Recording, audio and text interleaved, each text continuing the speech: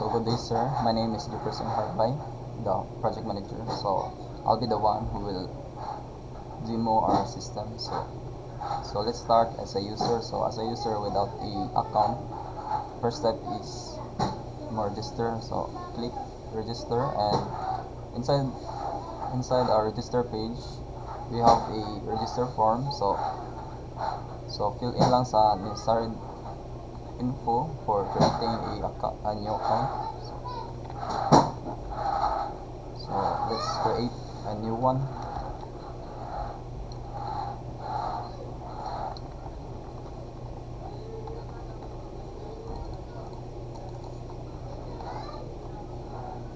So role is user. Create. After creating the account, the user so ang user kay pwede na siya login. So let's log in the new created account, and after logging in mo so then sa user dashboard. So this is our user dashboard. So inside sa mga user dashboard is ang user is maka-create siya new tags. So create tag tags. So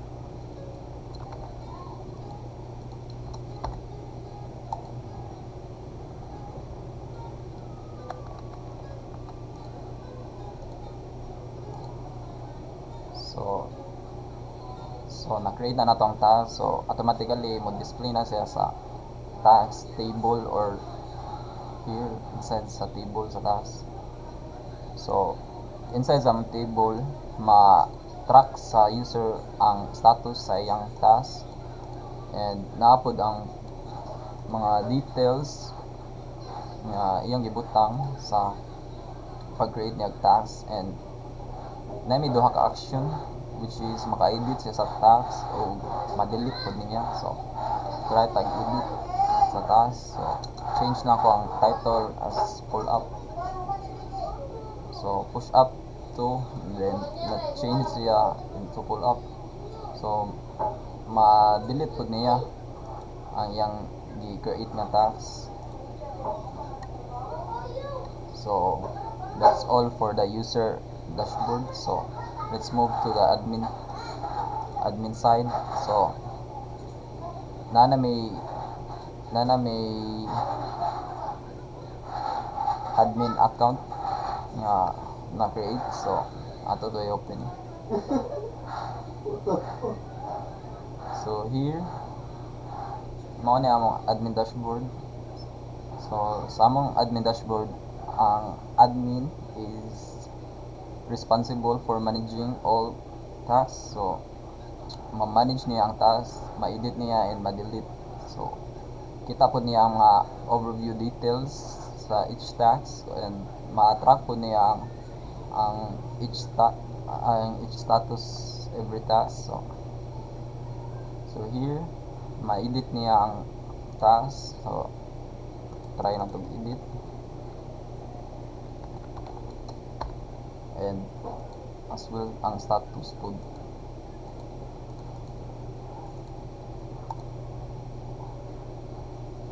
So na-edit, pending to yung status, and na-list din siya completed, and yung title po naimong po siya. So ma-delete ra po niya ang specific nga task nga ganani i-delete.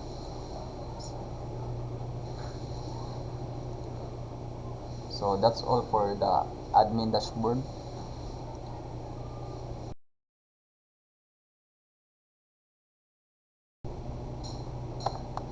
So good morning, good afternoon, and good evening, Sir Matt. I am Marvid Patalinghog. I am the front end of in our group. So we will explore first the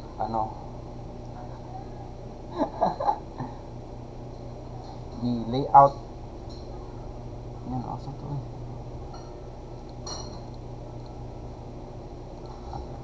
We'll explore first here the app folder. So kaning layout kay mao ni siya ang root layout component.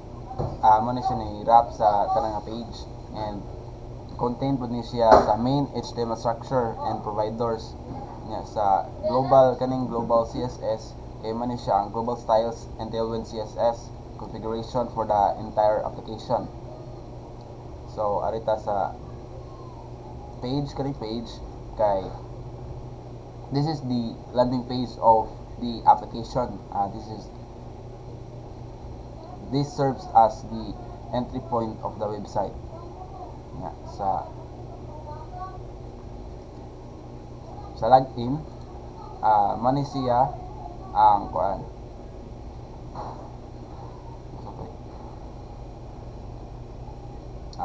This handles the user authentication with login form and functionality, and same as the register.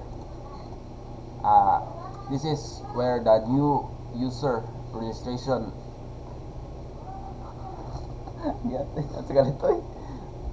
this is where the new users register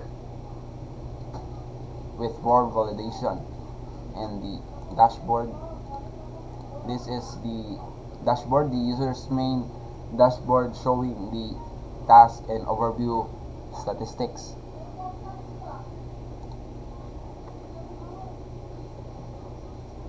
Ang tasks. App tasks.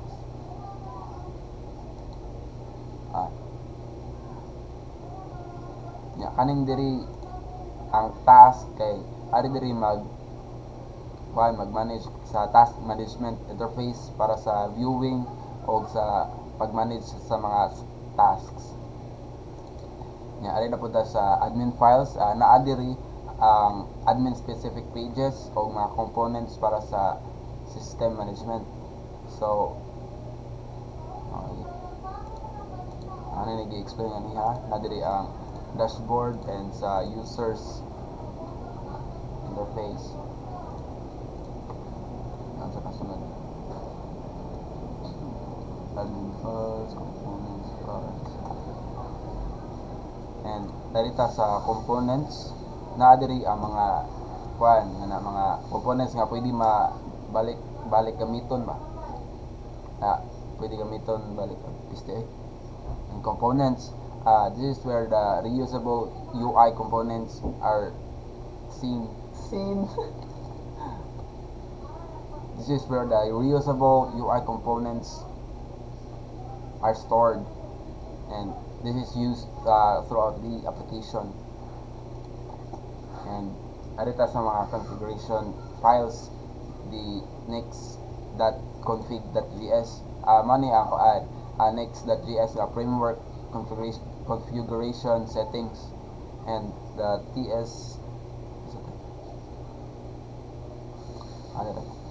and kani kay sa TypeScript the ts.config.json kay mani ang task script compiler and type checking configuration. There is a package.json mao ni ang project dependencies and npm scripts.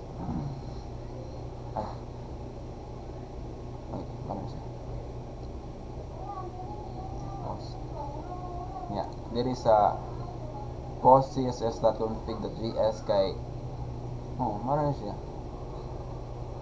ang post css configuration, post css processing,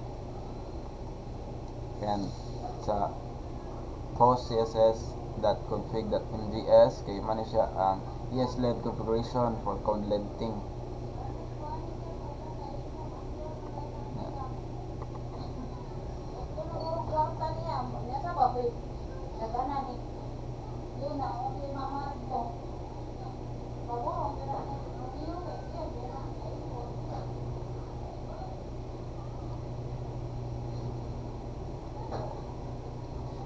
Dili na ta sa providers na folder. So ang kaning providers folder kay this contains a context providers for state management and shared functionality. Asa rin next?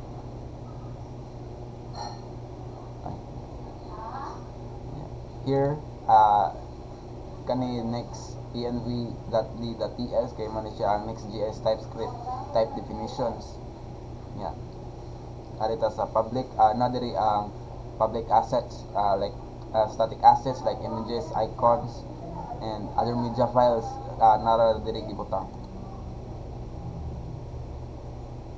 And that's all for the front end explanation.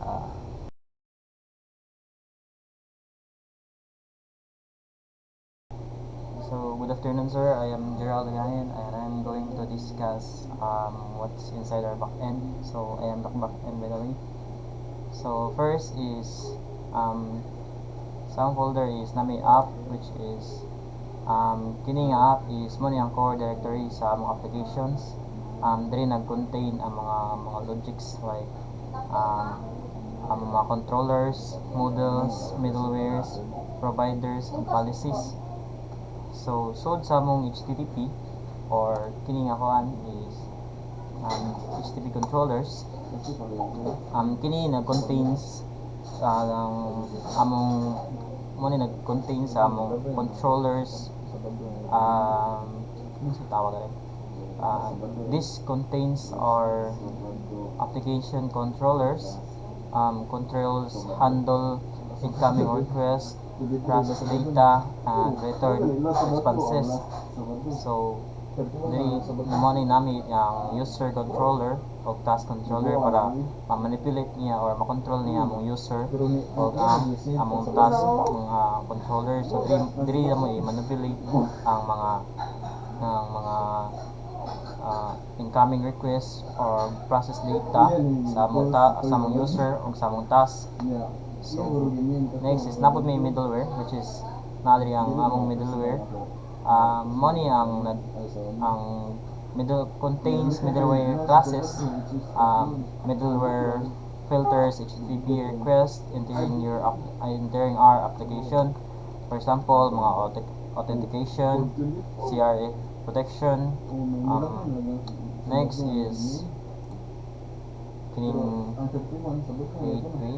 app.provider, which is diri nakasod ang mga service providers like Bootstrap applications, register services, and bind interfaces to implementations. So nami mga app services that provider, auth services provider, event services. So ang muna gamit naman na is event services provider. So next is napod may Bootstrap, which is nadiri ang kining bootstrap.app, which is nadiri ang the main entry point of our application. So diri gi-create application instances and binds core services. Napod may sa kining sa bootstrap nga folder napod may cache, which is diri nga kuan is diri na mag-store ang mga configuration files to speed up our application. Then next is okay, close. So next is sa config directory namo. So this sa among config directory diri gisod among mga all configuration files like api.php, which is mao ni ang among application configuration. Diri na mag-configure ang mga application through this configure. So napod may auth.php, which is diri na mo gi-configure ang among authentication configuration. So next is the database PHP. Diri na mo gi-configure ang mga database configurations. Then napod may mail.php, which is diri na mo ang among mga email kanang kuan pero wala na mo nagamit. So next is the services configuration. So diri na mo gi-configure among mga third party nga services configuration. So next is the database directory. So sa database directory diri gipasod na mo ang mga database related files like kining migrations, kining factories o kining seeders, So first is migration namo. So diri namo gikuha ang mga um, database migration files. So kini nga kuan is mo create og table which is ang mo ni gamiton namo sa mga for example yung mga database namo sa mga kanang mga if amo ni kuan sa amo ni branch PHP migrate then kini nga ko amo specific kini nga kuan sample create table so automatic ni siya ma-save dito sa among database. So next is the seeder. So kining database seeder namo so diri namo gikuan pagsud ang mga database seeder files sa among seeders. Then factories which is ang factories is mao ni ang mga model factory files so diri namo gibutang ang kini nga kuan so na ang model namo is na diri so dito namo siya kung i-connect namo siya diri sa factories nga database namo. So next is the routes. So the routes directory. So this directory contains route definitions. For example, so sa API namo is kini nga folder, kini nga file which is diri mo ni ang gahandle sa among mga API routes. So like mga register page, mga middleware, authentication sa user o sa admin o sa task apo diri ang logout which is diri namo gibutang sa among routes. So if amo na ikuan is mo nang routing sa page, balbalin siya sa page. So tungod ani nga route which is ang API routes. Next is the web.php. So mo ni amo kanang for example murag ang main gid nga one ba for example ika kuha na mo so mo dira siya mo say mo kuan largo niya ako man giset nga kuan sa kuan nga ika kuha na mo niya is automatic niya sa login siya mo automatic mo kuan so murag wala din ako nagamit then kay kuan man ni siya. Then next is the console.php. So kining console.php is diri ang mga console command routes. So mao nang kuan mga diri na mo isod ang mga console commands mga routes. Then next is the bootstrap directory. This is bootstrap directory. So sa bootstrap directory so nakoy app ug ako na nag-install kanina which is diri ang application pa bootstrap file na koy pambutang which is kini. So mo ni ang entry point sa akong app then diri is wala ni ako nagamit kaya ang so mo to sa akong bootstrap. So ang public namo so public directory which is na diri ang index.php ang CSS, JS o ang images. So diri tamo tanan ang page ang mga kuan mga pang design nga kuan nga ang among index.php which is sa public. So among index.php so mo ni ang entry point pod sa among kuan sa among app application nya kining CSS o JS which is mao na diri ang kuan compile CSS files, compiled script files. Then sa resources same na sa public which is kini nga kuan is first ada ta sa views first so kining so diri mo ni ang blade template files so diri na mo na so ay wa ni na ko nagamit so mo ni ang kanang entry kanang for example mo open ta kanang Laravel which is kuan kay wala mo ko nagamit ani kay React man na may gamit sa among kuan so mo ra tutanan sa among backend.